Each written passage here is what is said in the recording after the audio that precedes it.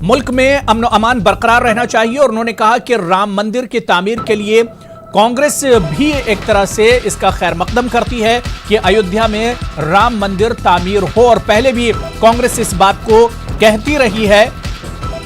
जाहिर सी बात है ये इस पूरे इशू पर माजी में भी काफी ज्यादा सियासत हुई है, लेकिन कांग्रेस की इस प्रेस कॉन्फ्रेंस पर रणदीप सुरजेवाला ने यह चीज बिल्कुल साफ की कि मुल्क में अमन अमान कायम रहना चाहिए, आपसी भाईचारा और इत्तेहाद जो है वो एक तरह से बरकरार रहना चाहिए।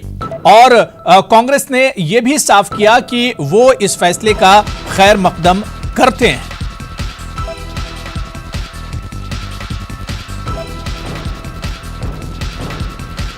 और इस पूरे फैसले पर, तारीखी फैसले पर बातचीत करने के लिए मेरे साथ बहुत अहम मेहमान बीसी शास्त्री साहब, जो कि धर्मगुरु हैं, हिंदू धर्मगुरु, वो हमारे साथ जुड़े हुए हैं। शास्त्री जी, आपका बहुत इस्तकबाल है न्यूज़ 18 उर्दू में। शास्त्री जी, सबसे पहला मैं रिएक्शन आपका जानना चाहूंगा कि अयोध्या में राम मंदिर बनाने का, राम मंदिर तामीर होने का जो रास्ता है वो आज इस तारीखी फैसले से एक तरह से साफ हो गया है।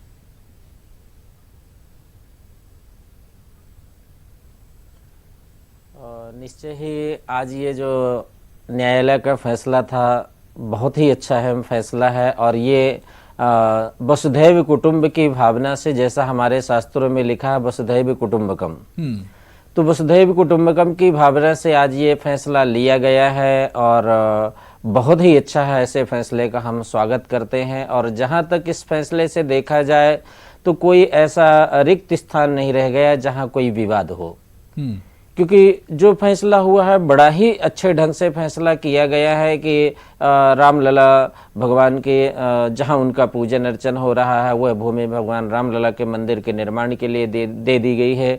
और मुस्लिमों का जो अपना एक पक्ष था, उन्हें भी अपनी जो भूमि चाहिए था बाबरी मस्जिद के लिए, तो उन्हें भी 5 एकड़ की भूमि अलॉट करने का ऐलान किया गया है, आदेश दिया गया है। तो निश्चय ही बहुत ही सुंदर ऐसा फैसला हुआ है। यहाँ किसी को कोई ऐसा न तो हर्ष होना चाहिए, न विषाद होना चाहिए, किसी भी तरह से ये दोनों के लिए अच्छा ही फैसला है और हमारे देश के लिए उत्तरोत्तर उन्नति और तरक्की के लिए अग्रसर की ओर यह फैसला लिया गया है सुप्रीम कोर्ट के तरफ से। बहुत ही अच्छा फैसला, ऐसे फैसले का हम नित्य निरंतर स्वागत करते हैं और सभी से यही अपील करना चाहते हैं, निवेदन करना चाहते हैं कि जो हमारे हिंदू भाई हैं, मुस्लिम भाई हैं, हमारी माताएं हैं, बहनें हैं, सब इस फैसले का स्वागत करें और सुंदर से सुंदर स्वागत करते हुए आपसी भाईचारा बनाए रखें, आपसी सौहार्द बनाए रखें, आपसी प्रेम बनाए रखें और एक देश की अखंडता बनी रहे और वसुधैव कुटुंबकम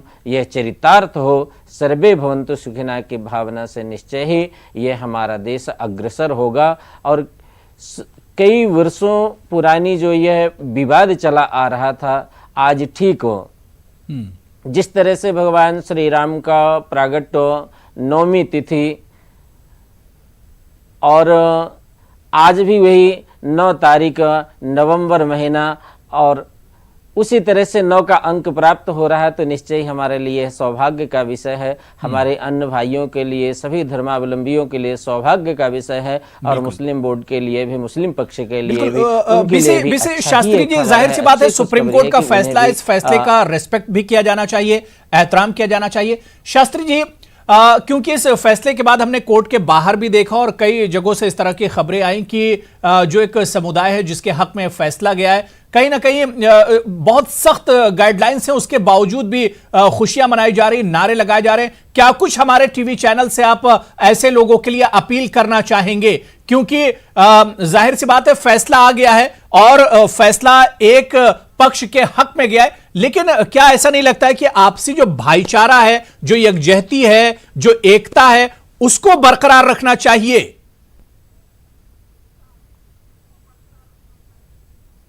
देखिए, जहाँ तक देखा जा रहा है, ऐसा लग रहा है जो चैनल के माध्यम से देख पा रहे हैं, तो उसमें तो हमें ऐसा नहीं लग रहा है कि कहीं से आपसी भाईचारा में कोई भेदभाव होना चाहिए। क्योंकि ये जो न्यायाधीशों का, न्यायमूर्तियों का फैसला था, बहुत ही फैसला तो एक तरफा फैसला नहीं है। एक तरफा फैसला देखा जाए तो जैसा था कि ठीक है, रामलला भगवान की जहां पूजा अर्चना की जा रही है और उन्होंने पूर्ण रूप से उसकी सभी विवरणियों को देख कर कि हाँ ये भगवान की ही जन्मभूमि थी, भगवान का ही स्थान था और वो भगवान का स्थान भगवान को दे दिया गया, भगवान के मंदिर निर्माण के लिए, उनके पूजन अर्चन के लिए दे दिया गया। रह गया मुस्लिमों के लिए कि उनको भी एक स्थान चाहिए था और अयोध्या में ही चाहिए था, भगवान राम की जन्मभूमि के पास ही चाहिए था, तो उन्हें भी वो मौका दिए गए, उन्हें भी जमीन दी जा रही है, उनके भी अपना नवाज अदा करने का, उनको भी अपना भक्ति करने का, अपना भाव जाहिर करने का एक जगह उनको भी तो दिया गया। कहीं ऐसा एक तरफा तो ये हमें नहीं लग रहा है कि एक तरफा न्याय हुआ है। ठीक है, इस बीच मेरे साथ दो खास मेहमान मेरे साथ और जुड़ गए।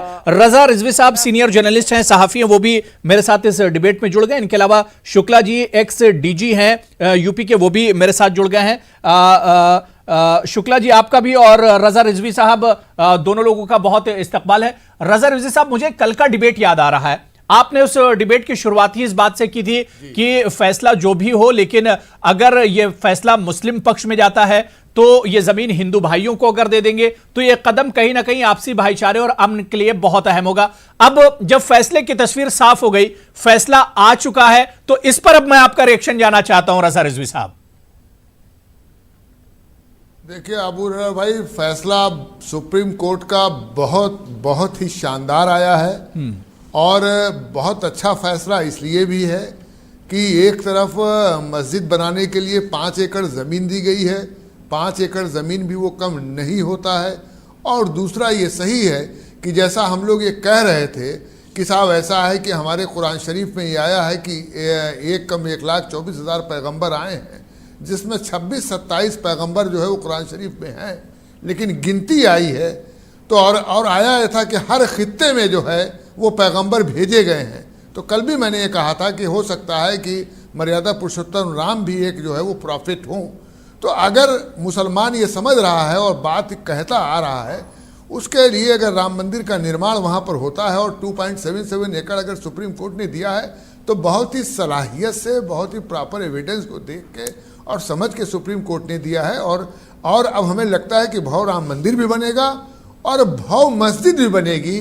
हमें लगता है कि अयोध्या जो लोग आएंगे वो राम मंदिर भी देखने आएंगे और अयोध्या जो लोग आएंगे दर्शन करने, वो जो है वो मस्जिद भी देखेंगे, अमन की मस्जिद भी देखेंगे कि साहब ये मस्जिद जो बनी है, सुप्रीम कोर्ट ने फैसला दिया है। इस फैसले का पूरे हिंदुस्तान में, पूरी दुनिया में मुसलमान खैर मकदम कर रहा है। और जो वकील है जफर याद गिलानी कह रहे हैं कि साहब वो मैं मुतमईन नहीं हूँ और मैं रिव्यू करूँगा, देखिए ऐसा है, वो वकील है सुन्नी वक्फ बोर्ड के, सुन्नी वक्फ बोर्ड के अगर वकील हैं, मेहनताना लिया उन्होंने, तो कोई वकील जब मेहनताना लेता है तो नहीं कहता है आया मेहनताना लिया नहीं लिया मैं नहीं जानता हूँ, लेकिन कोई वकील जिस मुकदमे की पैरवी करता है वो नहीं कहता है कि साहब ये जजमेंट हुआ है बहुत अच्छा हुआ है। अगर ये कह दे जजमेंट बहुत अच्छा हुआ है तो फिर वकील की वकालत किस बात की रह जाएगी। नहीं, लेकिन मुस्लिम पर्सनल बोर्ड ने और जफर याब जिलानी ने इस फैसले का इस्तकबाल किया है। इतना तो रजा रिजवी साहब की, उन्होंने कहा कि सुप्रीम कोर्ट का फैसला और जो भी फैसला है ये हमें कबूल है, और उन्होंने कहा कि एतराज हम इस वजह से कर रहे हैं कि हमारा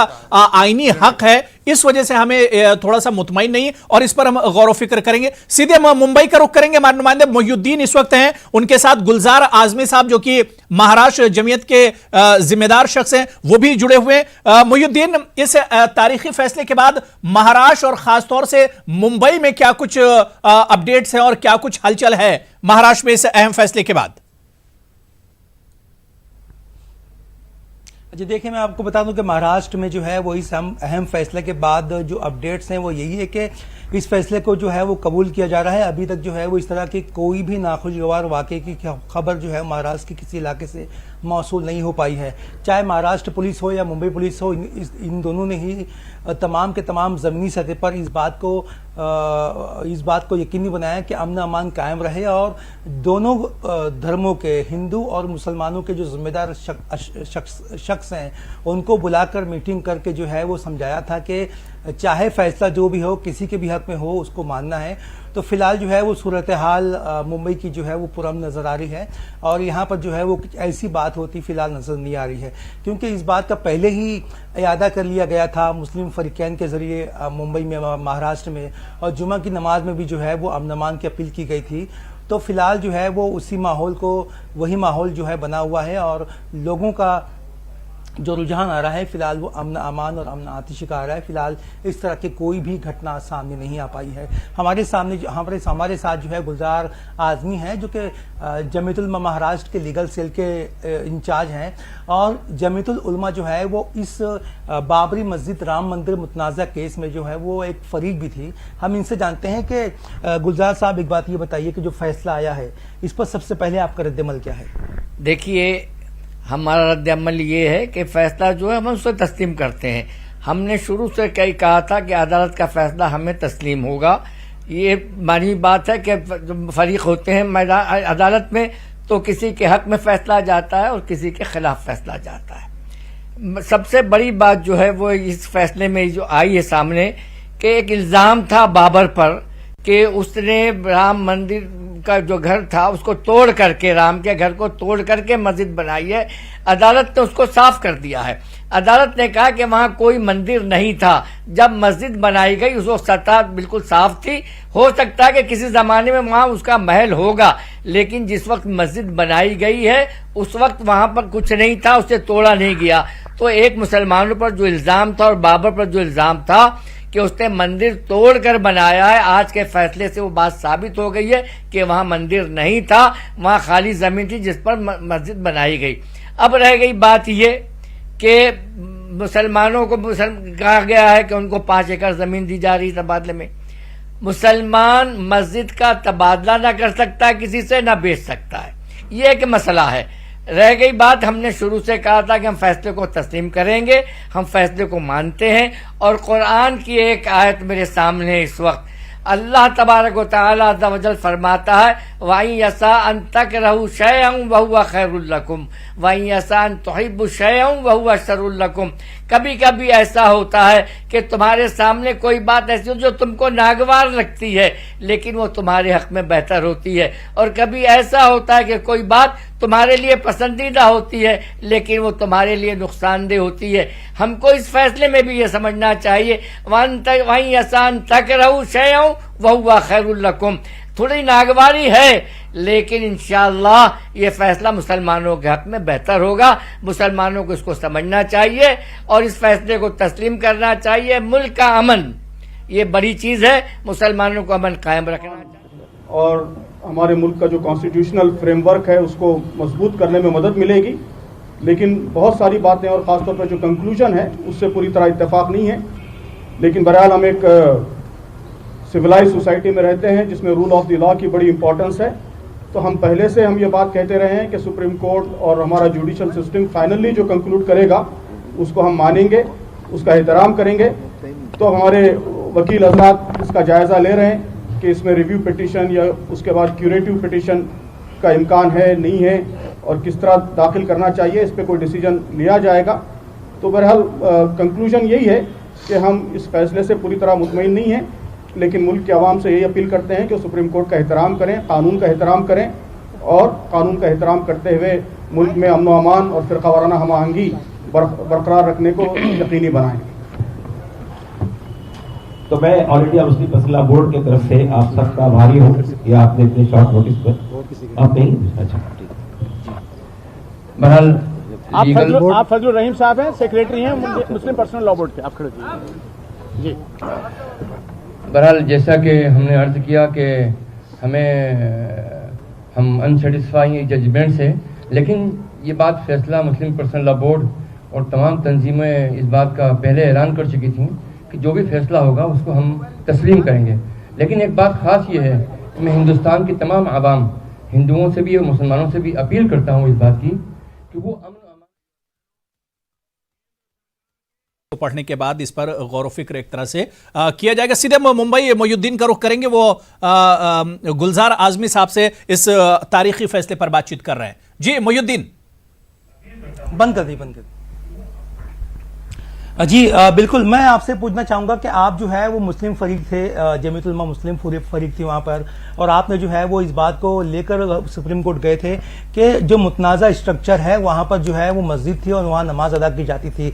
तो उसके लिए जो है वो आपके पास क्या क्या सबूत थे, क्या क्या चीजें थी जिसकी बुनियाद पर आपने इसको क्लेम किया था?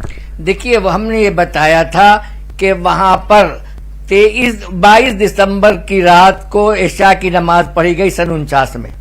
जब फजर की नमाज पढ़ने के लिए 23 दिसंबर को मुसलमान पहुंचे मस्जिद में, तो वहां पर बुत रखा हुआ था, राम लल्ला विराजमान थे।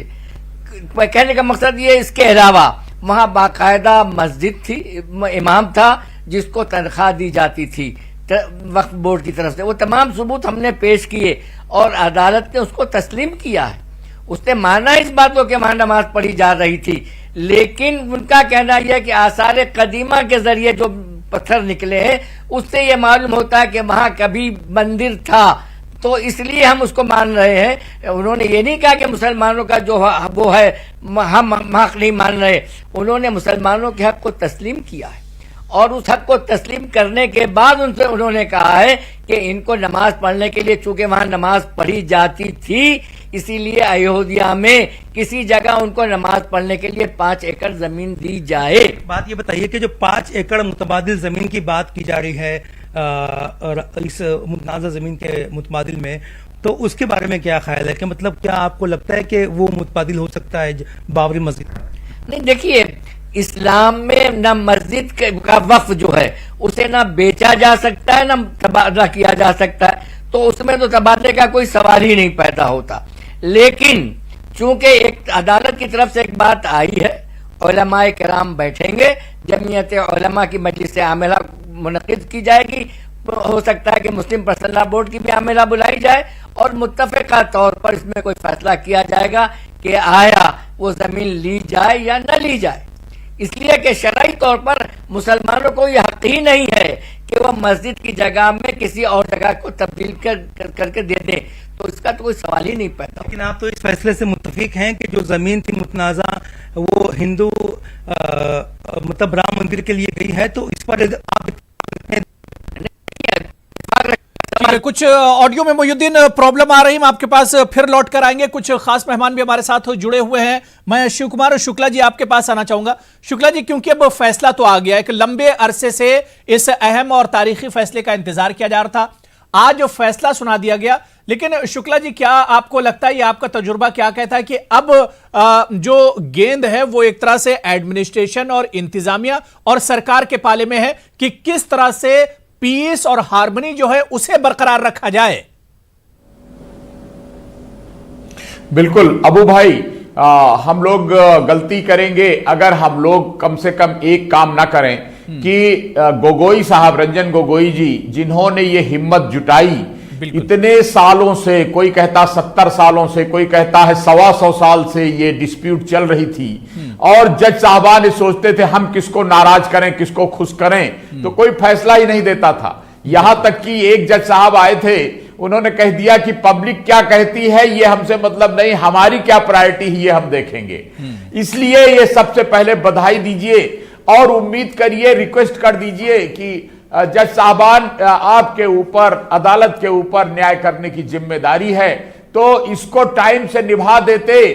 अच्छा किया आपने निभाया, लेकिन अगर समय से निभा दिया जाता तो जो तमाम हजारों लोगों के जो जान माल का नुकसान हुआ वो ना होता, और आगे के लिए अब दोबारा ऐसी बातें ना हो, जो डिस्प्यूट हो उसको टाइम से अदालत तय कर दिया करे। और दूसरी बधाई दीजिए कि देखिए सवेरे से होम मिनिस्ट्री के लोग और पुलिस के लोग, सीआरपी, बीएसएफ सारे लगे हुए हैं कि देश में अमन और अमान बरकरार रहे। मैं तो अभी भी कहूंगा कि किसी को कोई ऐसा बात नहीं बोलनी चाहिए। वतन सबके ऊपर है, मजहब उसके बाद हैं। अब इसी देश में सब मजहब के लोग रहते हैं, तो ये अपील किसी को करिए कि हाँ सब लोग पहला ख्याल रखें कि दुनिया में संदेशा देना है कि हमारे देश के, वतन के जो दुश्मन हैं वो खुश ना हो। हम मिलजुल के रह रहे हैं, दुनिया के आगे दुनिया एक नमूना पेश कर रहे हैं मिलजुल कर रहने का।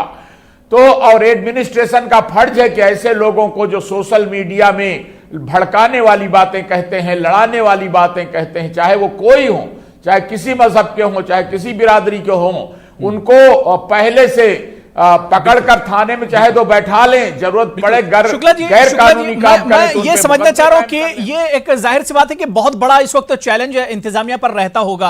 क्या कुछ करने की जिम्मेदारी, कितनी बड़ी ये जिम्मेदारी होती है एडमिनिस्ट्रेशन की खासतौर से मैं बात करूं, क्योंकि काफी लंबा तजुर्बा आपको एडमिनिस्ट्रेशन कर रहा है और यूपी जैसे रियासत में आपने अपनी खिदमत अंजाम दी है, कितना मुश्किल ये दौर होगा, ये कितना बड़ा चैलेंज होगा एडमिनिस्ट्रेशन के लिए? अब आप अबू भाई इसी से समझ लीजिए कि आज सवेरे जब लोगों की नींद खुली तो जहां जहां मैंने बात किया वहां पाया कि कहने लगे कि पुलिस के जवान सभी चौराहे चौराहे पर मुस्तैद नजर आ रहे हैं, तलाशियां ले रहे हैं। रातों रात खबर हो गई पूरे देश में, पुलिस के जवानों को, प्रशासन को, सबको अलर्ट किया गया कि कहीं कोई आदमी पटाखा भी न फोड़ने पावे, बम फोड़ना तो दूर है।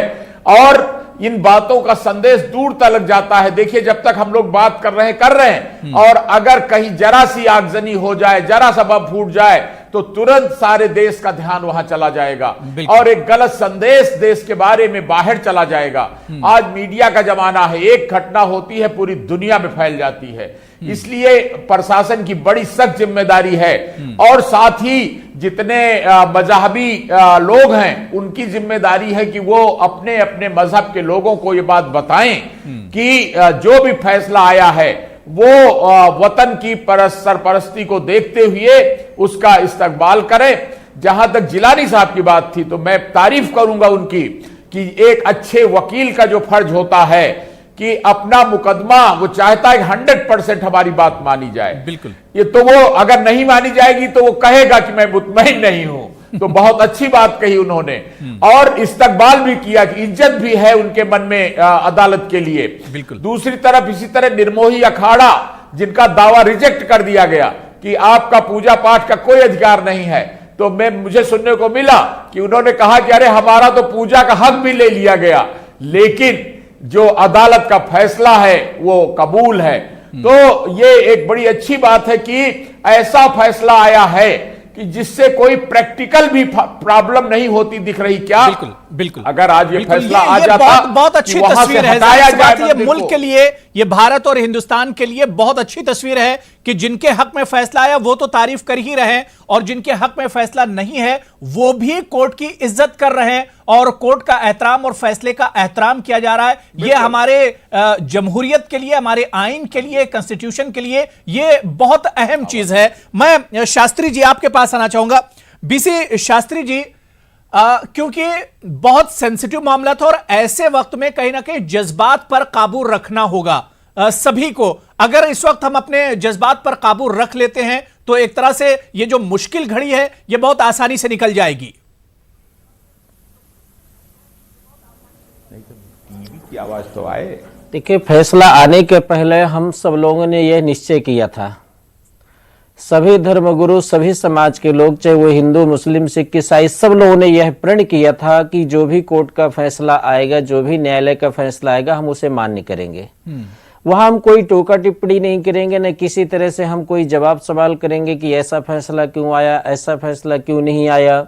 तो यहाँ कहीं किसी को टोका टिप्पणी करने का मतलब रिक्त स्थान ही नहीं रह गया, खाली जगह ही नहीं रह गई। ऐसा सुंदर फैसला आया है कि सबको मान्य होना चाहिए। और जहां तक देखा जाए आपसी भाईचारे का और वसुधैव कुटुंब का और एक सौहार्द बना रहे, एक अखंडता, एकता बना रहे, तो उसके लिए हम जैसे पहले प्रण किए थे उसी तरह से आज भी हम लोग उसी प्रण में अड़िग हैं। उसी प्रण के अनुसार हम कल रात्रि भर हमारा पूरा विप्र समाज, हमारे शिष्य समाज, सब लोगों ने रात्रि भर जगकर भगवान का भजन किया, हवन किया। और वही हवन या पूजन भजन इसलिए नहीं कि हमारे पक्ष में फैसला आए, राम के भगवान श्री राम के बारे पक्ष में फैसला आए, मात्र इसलिए हम सब लोगों ने मिलकर किया कि यह जो फैसला आए ऐसा सुंदर फैसला आए कि जिसमें कहीं किसी को, किसी धर्म वाले को, किसी मजहब वाले को कोई तकलीफ न हो, कोई कष्ट न हो। इसलिए रात्रि भर हम लोगों ने जाग कर और ऐसा भगवान से प्रार्थना किया और निश्चय ही भगवान ने हमारी प्रार्थना भी सुनी। तो फैसला भी जो आया ऐसा सुंदर फैसला आया कि यहाँ कहीं किसी को कोई टोका टिप्पणी करने का मौका ही नहीं है। जैसे अभी मैं मोहिउद्दीन आपके पास आना चाहूंगा, उसके बाद रजा रिजवी साहब मैं आपके पास भी आ रहा हूं, लेकिन मोहिउद्दीन वेट कर रहे हैं, उनके साथ गुलजार आजमी साहब भी जुड़े हुए हैं। मोहिउद्दीन, गुलजार आजमी साहब से एक सवाल जरूर कीजिएगा, क्योंकि यह फैसला बहुत अहम है, तारीखी फैसला है, एक लंबे अरसे से एक इशू, एक तनाजा बना हुआ था जिस पर आज फैसला आ गया। ये जो वक्त है इस वक्त, ये बहुत नाजुक वक्त है। अगर इस वक्त जाहिर सी बात है कि सभी लोग अमन और अमान बरकरार रखते हैं, भाईचारा और इत्तेहाद बरकरार रहता है, तो यह मुश्किल घड़ी एक तरह से आसान हो जाएगी। जो सवाल मैंने बीसी शास्त्री जी से किया था, वही सवाल मेरा गुलजार आजमी साहब से भी है कि यह नाजुक वक्त है, लेकिन यहां पर समझदारी से काम लेने की जरूरत है।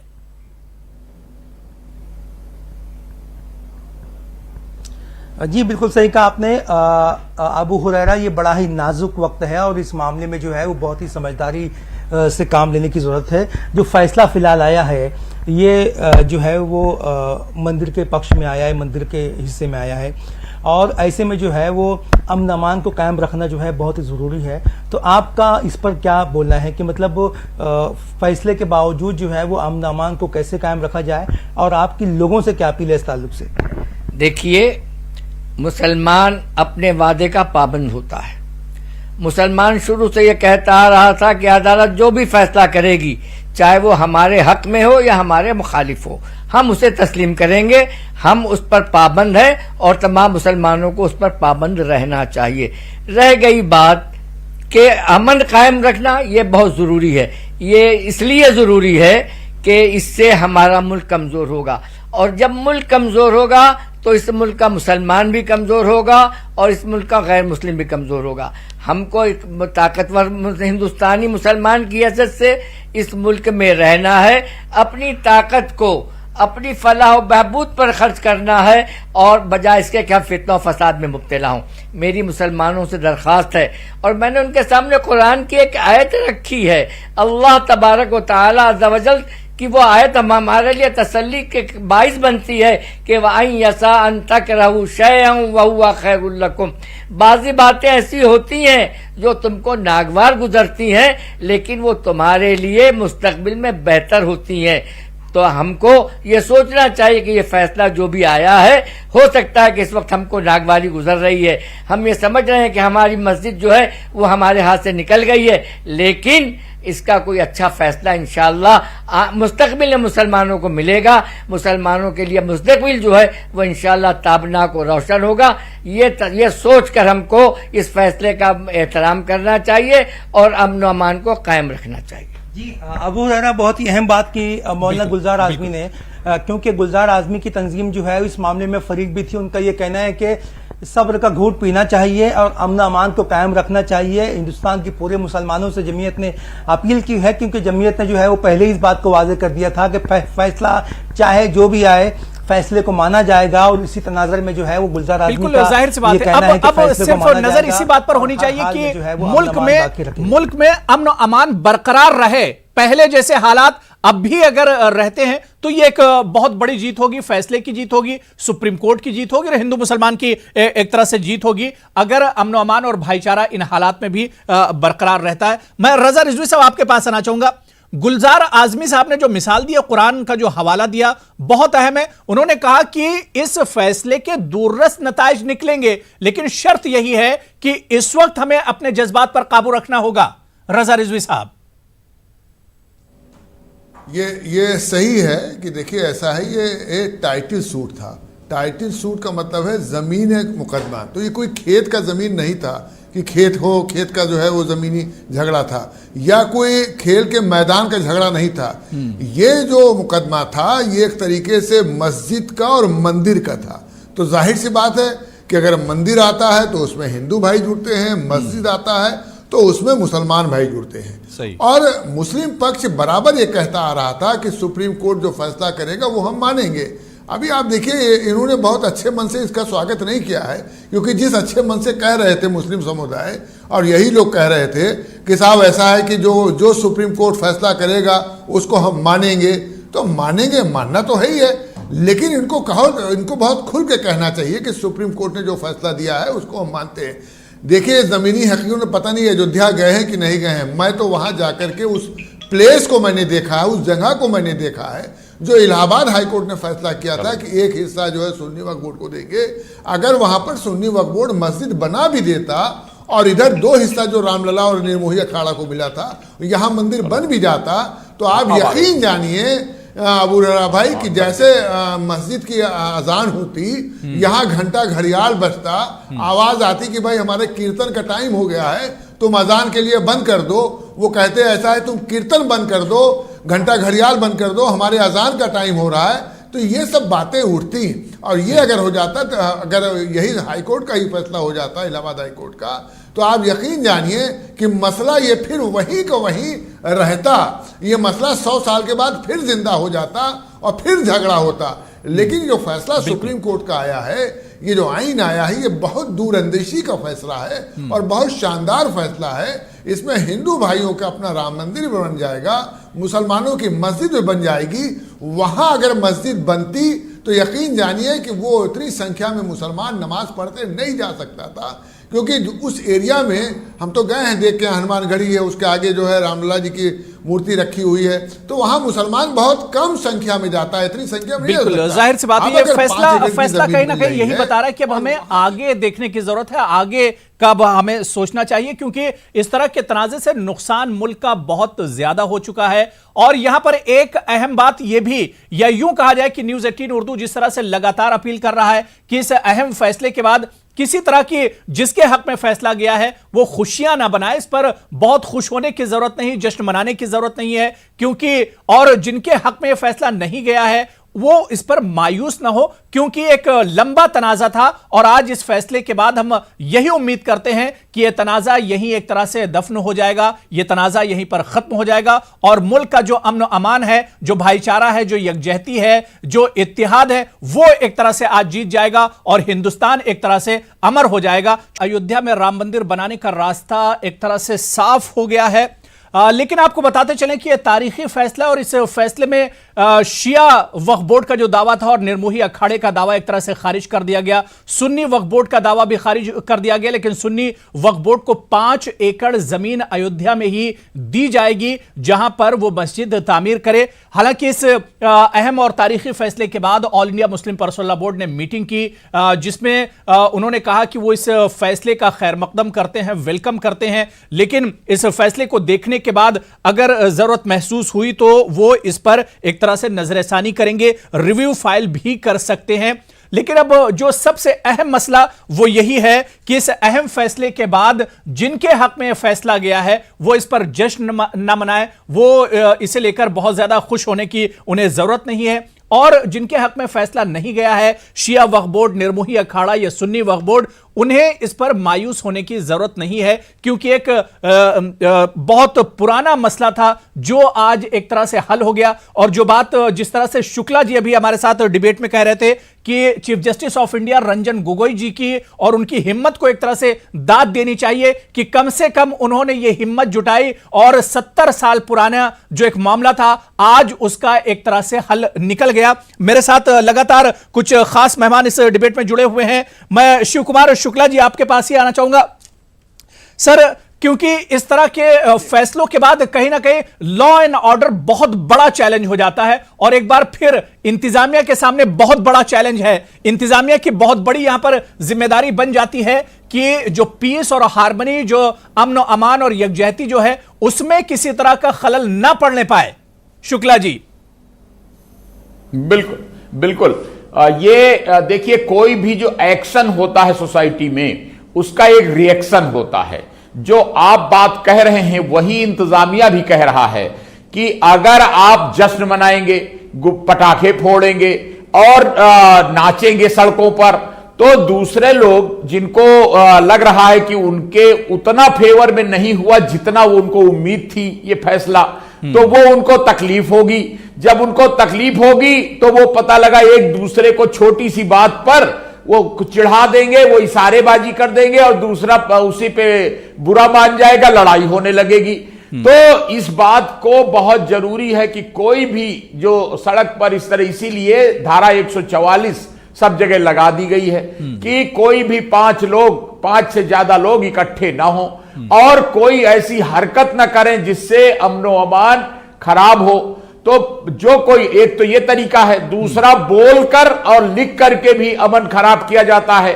तो कोई ऐसी बात ना बोले कि जिससे दूसरे आदमी को, दूसरी बिरादरी को कोई चोट लगे, उनकी भावना को कोई तकलीफ हो, ऐसा नहीं करना है। और पुलिस और एडमिनिस्ट्रेशन जो गश्त कर रहे हैं, मैं उनसे कहूंगा खाली गश्त ही ना करते रहो, आंख खोल के रखो, चौकस रहो। अगर कोई ऐसा काम, चाहे बात से, चाहे लिखकर, चाहे बोल के, चाहे हरकत करके अगर कोई करता है जिससे दूसरे को बुरा लगता है, तो ये ऐसा मौका है कि उसको उसी समय रोक दो, उसी समय पकड़ करके अरेस्ट कर लो। अगर कोई इस तरह की बात करे जो दूसरे को बुरी लगे, चाहे वो कोई बिरादरी का हो, चाहे वो कोई मजहब का हो, और ये बहुत जरूरी है और यही काम कर रही है पुलिस। आज जो वहां अयोध्या में जो आशुतोष पांडे जी लगे हुए हैं, तो संयोग से मेरे ही ट्रेन किए हुए पुलिस अफसर हैं, और ऐसे मौकों पर 100% इम्पार्शियलिटी से, निष्पक्षता से काम करना होता है, ताकि किसी को यह न लगे कि हमारे एक्शन में कोई फर्क हो गया। और हम तो अयोध्या के कई लोगों से भी बात किए, वहां हजरत नू की जो मजार बनी हुई है उस पर भी हम गए, तो वहां देखा कि बहुत जगह है, अगर इंतजामिया ठीक समझेगा तो वहीं पर मस्जिद के लिए जमीन दे दी जाएगी और एक आलीशान मस्जिद भी वहीं बनेगी, जिससे हमारे मुस्लिम भाइयों को भी लगे कि अयोध्या उतना ही हमारा है जितना हिंदू भाइयों का है। और कई इस्लामी विद्वानों से बात हुई तो वो तो ये कहते हैं कि राम भी हमारे पैगंबर थे, हमारे मीर थे, हमारे नबी थे। तो मैं कहूंगा कि वो उनको भी वही इज्जत, क्योंकि वो तो 786 के भी पहले पैदा हुए जब इस्लाम का शुरुआत हुआ है। तो मैं कहूंगा कि इसको सब लोग पूरी इज्जत से अदालत का भी फैसला माने और वतन की हिफाजत के लिए भी सब लोग एकजुट हों, ताकि देश के दुश्मनों को कोई मौका ना मिले कि वो किसी तरह हमारे देश की एकता, अखंडता को, एकजहती को खराब कर सके। बिल्कुल जाहिर सी बात है कि इस फैसले का रिस्पेक्ट किया जाना चाहिए, एहतराम किया जाना चाहिए, क्योंकि अदालत उज़्मा का ये फैसला है।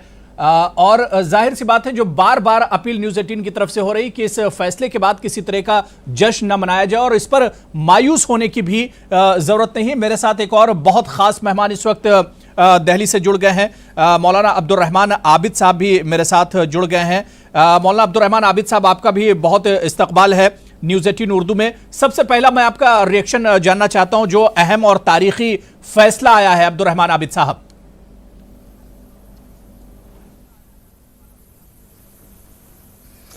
देखिए साहब, अब इस फैसले पे रिएक्शन क्या दिया जाए। सुप्रीम कोर्ट का फैसला है, और चूंकि मुसलमान पिछले 10-12 साल से मुस्तकिल एक बात कहते आए हैं कि सुप्रीम कोर्ट का जो फैसला होगा वो हम तस्लीम कर लेंगे, इसलिए सुप्रीम कोर्ट का फैसला है।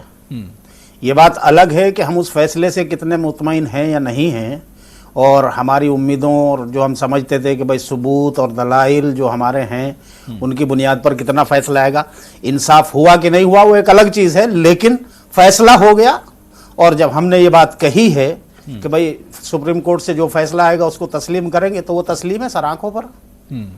बिल्कुल अब्दुल रहमान आबिद साहब, क्योंकि मुसलमानों को एक मुतबादिल जमीन देने की बात इस फैसले में कही गई है कि 5 एकड़ जमीन मुसलमानों को अयोध्या में ही दी जाएगी, जहां पर वो एक तरह से मस्जिद तामीर कर सकते हैं। इस पर क्या कुछ रिएक्शन है कि अगर वो जमीन नहीं मिली, जहां पर तनाजा था, वो जमीन ना देकर मुतबादिल जगह तो कम से कम मुसलमानों को मिल रही है?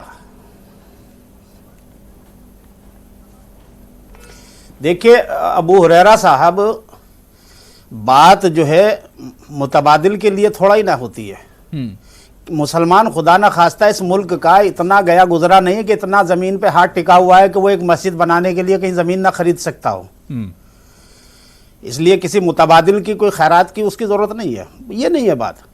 बात ये है कि जो चीज़ सबूत 450 साल तक एक मस्जिद हमने देखी, 450 साल पहले तारीख में क्या हुआ था क्या नहीं हुआ था पता नहीं। मेरे अजदाद भी मुसलमान थे उस वक़्त या नहीं थे, कौन मुसलमान था कौन गैर मुसलमान था, उस वक़्त के वाक़यात को और उस वक़्त की कोई चीज़ों के बहाने से अगर हम आज चीज़ों को बदलेंगे और ऐसा करेंगे तो जाहिर सी बात है कि इससे जो है कोई और उसके बदले में कि साहब ये ले लीजिए वो ले लीजिए, ये कोई वो नहीं है। बात है अदालत का मतलब होता है असल में इंसाफ करना।